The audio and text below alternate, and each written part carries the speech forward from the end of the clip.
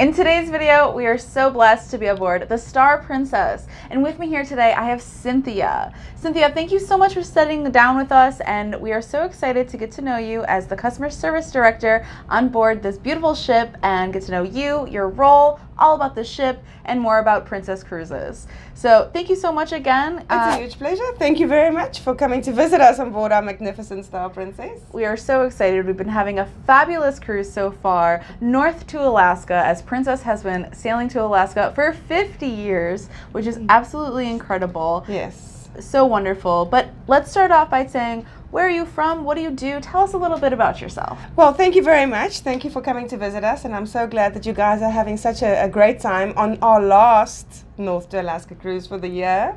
My name is Cynthia. I'm from sunny South Africa.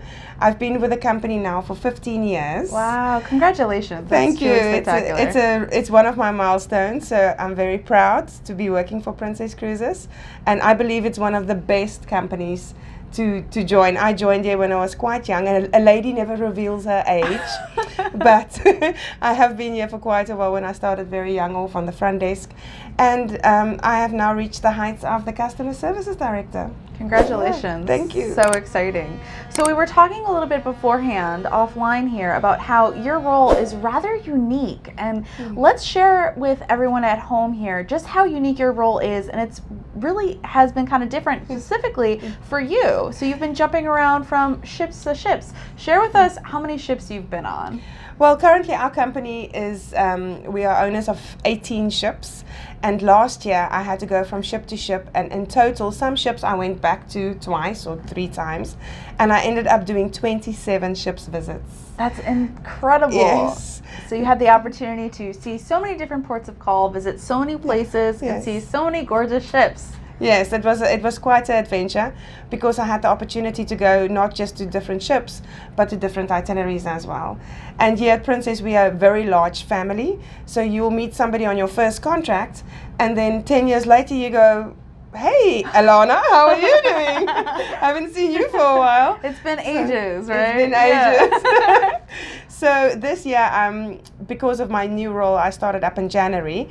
They have now asked me to fill in from vessel to vessel, and I do 2 months. I did the Royal Princess in the beginning of the year.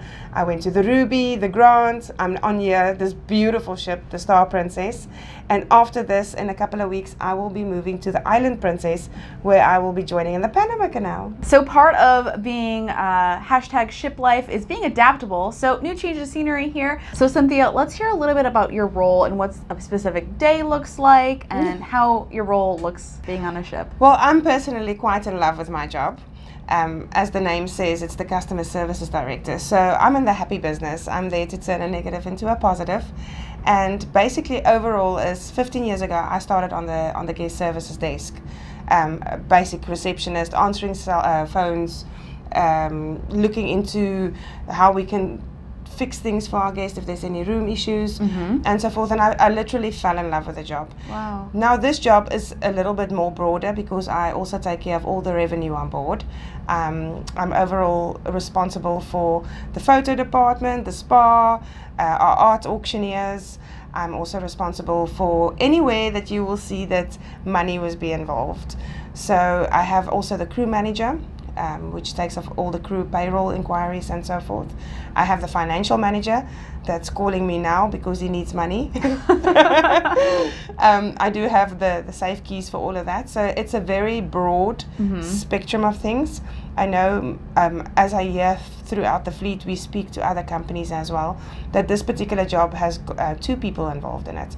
So yeah, but here at Princess, I do both for the current time, but we are changing that. Exciting things. Ooh. So we will go from a guest services director, including a revenue and brand manager that we are getting in now, which will take care of the revenue part for me, which can be superb, because then I can just speak to people the whole day. Wonderful, because I was thinking as you were listing off everyone who you work with, it sounds like a little bit the higher you go up, a little bit more removed you are directly from working with the customers and more managing the crew and things like that, but that'll put you back in the aspect of more customer facing. Yes, and that's something that, because I had the passion working with people, that I miss it. I do get the opportunity to speak to guests guests Right. every day. Of course. But, you know, I would have loved to have a little bit more time with them. We've got great people sailing with us. We have 2 guests, which are our most traveled guests on board, sailing with us now for 6 weeks.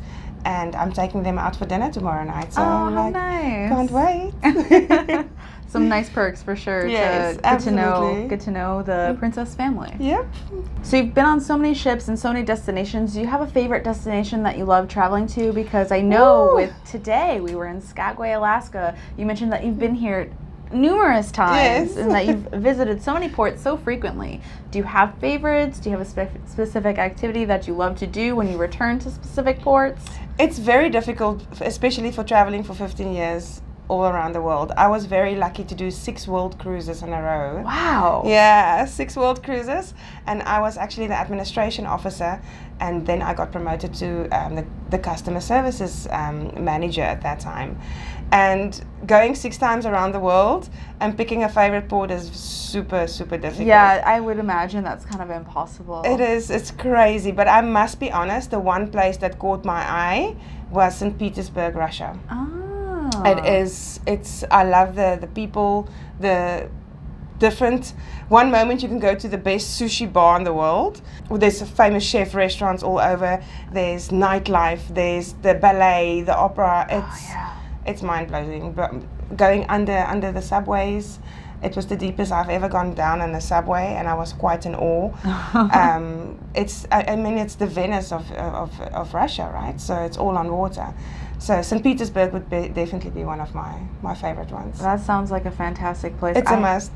Haven't visited yet, but adding it to my list for sure. Absolutely. So what do you like to do in a port that you, are you the one who's doing a lot of adventures? Are you off doing tours? Are you kicking back and relaxing when you have some time to yourself? I do like to go biking. So I started biking this year. So we're looking for off-beaten tracks, depending on where we are at the world and what the weather is like, because we had some liquid Alaskan sunshine this week, so it wasn't possible. Other than that, I do like to go explore if there's new tours that I can go on. It's always good for me to go onto these tours so I can, know what we're experiencing. Exactly. I want to know what the guest experience is all about. Yeah. So, traveling. I even travel when I'm at home. So when I go on holiday, I try to go to the same areas and explore it a little bit more in depth. Wow. So we're always out and about trying to catch that best restaurant or the best hiking route or the best scenic or whatever we can share with the family that's coming to visit us. Right, and we've done some of the princess excursions on our cruise thus far, and absolutely spectacular. We're having such a fabulous blast with these tours that I cannot wait to share it with you at home, because just the sights are spectacular. It's our first time to Alaska, so it's just incredibly breathtaking. Yeah. Everything is just like, I love new cruises in Alaska. We can see them a mile away. Like, just in awe with everything. But it is, Alaska. I have done Alaska so many times in my life. I lost count. It doesn't get old? It doesn't get old. That's so good to hear. Every time I look out the window, in my office, and I've got this beautiful window. I look and you see a whale shooting out of the water, or you see orchids, or you see the bears. The bears are going into season now, where they will be resting. The glaciers, the photos cannot describe the experience. Right. It cannot. So let's learning a little bit more just about your role, in case anyone is interested in being in the cruise industry and following your type of career path, and knowing how would you go about it if you're interested in it, what should they know, any pieces of advice, and following through with that. Well, if you would like to work at sea, first of all, you need to be very interested in working with people. This is the people business. Like I said, it's a family. Yeah. And we work 7 days a week. I do 4 months at sea and I do 2 months at home. When you initially start off with a company, you'll probably do about 6 months at sea, 2 months at home. And you will generally start at the front desk. And you will have to have some sort of a hospitality background or degree that goes into that. We have various options. You can go into restaurants, you can go into the bars, but I particularly, I'm in guest services, like I said before, and started on the front desk. You will have to have some sort of financial background. We do work with a lot of money on board. And then you need to be guest-centric. So this is very, very important to us, that you need to enjoy each and every day the experience working with and to solve problems. This is the biggest thing for us, is to turn those negatives into a positive.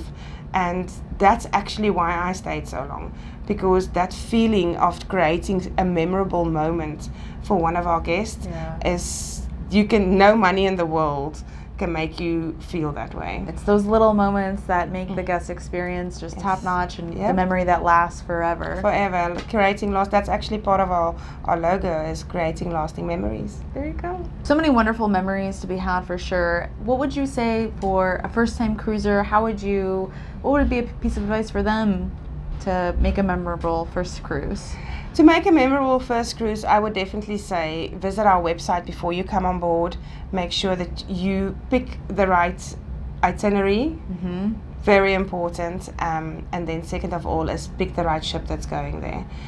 We are very lucky at Princess that we have the same we try to keep the same brand standard throughout our fleet. But the most important is when you come on board, we have a newspaper called the Princess Patter. Right. And this is something that will help you know exactly what is the opening and closing times of our dinings and bars. It will show you what is the new exciting shows that's coming. We are launching quite a few new ones that's coming out, which we're advertising on princess.com. And it will also show you the main events for the day. Like today we had the puppies in the piazza. So in Skagway we do bring the puppies on board, but we also have a wake show that people don't know in the first couple of days. So it's basically like your morning live you have at home, and you just turn on the telly and it's the first channel that comes up, and that's our exciting Gary, the cruise director, which you will be meeting throughout your cruise experience, and he will be telling you everything that you need to know and where to go and what's the best tips. People coming for the first time at sea, we speak a different language here. So we talk about pontoons and gangways and port and starboard. And, we talked earlier about we've got a lot of acronyms we use. But on these shows, we also make sure, on these television shows, we make sure that we explain to you where the gangway will be the next day, or what time the arrival time is, or when's formal night. There you go. It's so important to know when is your formal night, because that's the night you want to get all dressed up and glammed up, which we will be celebrating shortly on this cruise. Yes. So the most important, the top three things I would say is do your research. Go into princess.com. I know there's many other websites and beautiful shows like this you can watch to find out a little bit more. Second of all, when you come on board, make sure you get that newspaper. We deliver that to your stateroom every night before for the next day. And third of all, you make sure you watch your morning wake show, because that's where everything is happening. But we have 24-hour service on board, and we are phone call away.